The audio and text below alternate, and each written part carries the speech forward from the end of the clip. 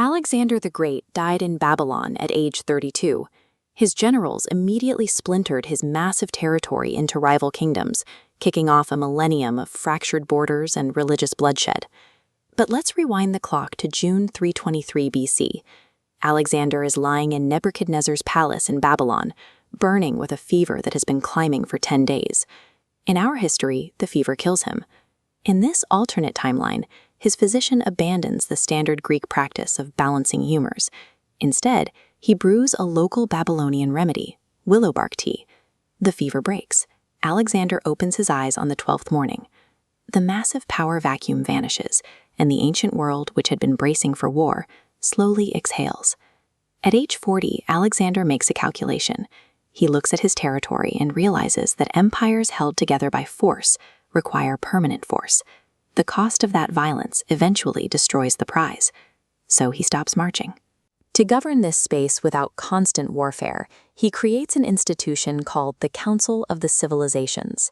It is a representative body designed with clear decision trees for every contingency, built specifically to guarantee a peaceful transfer of power.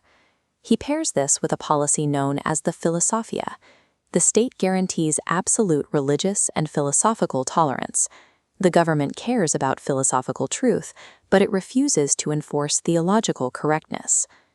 By replacing the spear with structured dialogue, Alexander sets off a 2,000-year experiment.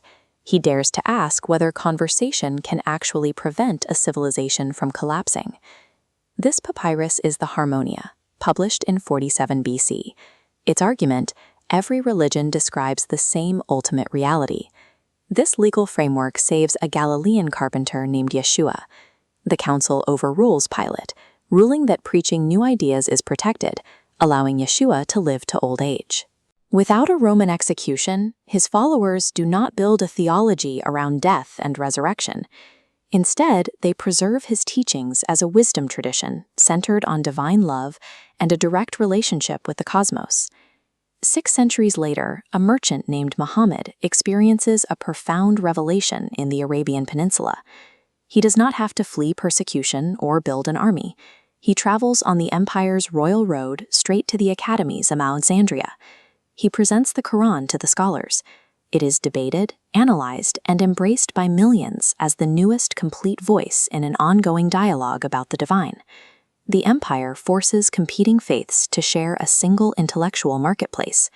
Because of that architecture, thousands of years of holy wars and crusades simply never happen. Because the state does not splinter, Rome never falls. The Great Library never burns. Humanity bypasses the Dark Ages. In 400 AD, the mathematician Hypatia is not dragged through the streets or murdered. She lives to old age, teaching seminars on conic sections. She corresponds with Chinese scholars over the Silk Road's secure postal network, sharing Indian trigonometric series and Chinese polygon methodologies across a language barrier. They develop the groundwork for calculus a full millennium early. When a society preserves its institutional memory and protects its controversial thinkers, knowledge does not have to be painfully rediscovered. It compounds. The empire's first major existential threat arrives in 1285 AD with this device, the Gutenberg-style printing press.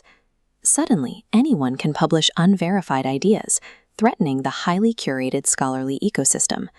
The Senate argues about censorship for 9 straight hours. Ultimately, they recognize that appointing a committee to filter safe ideas violates the core of the Philosophia. They choose absolute press freedom. By 1789, demands for better representation erupt in the European provinces. But instead of a bloody French Revolution and the invention of the guillotine, the crisis triggers a 3-year Senate debate that ends in democratic reform. When the Industrial Revolution mechanizes production, there are no Dickensian slums.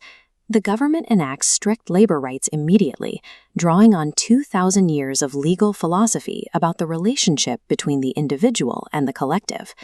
The continuous empire faces the exact same historical disruptions we did. It survives them by forcing the friction through a rigid framework of debate, rather than settling it on a battlefield. By 2025, the Unbroken Empire spans the globe. There are no warring nation-states. They monitor rising global temperatures as a unified planetary civilization, coordinating their response from this modern Bibliotheca Alexandrina. In April of that year, the original papyrus copy of the Harmonia deteriorates beyond repair, turning to dust after 23 centuries of climate-controlled preservation. The physical artifact is gone, but the civilization barely blinks.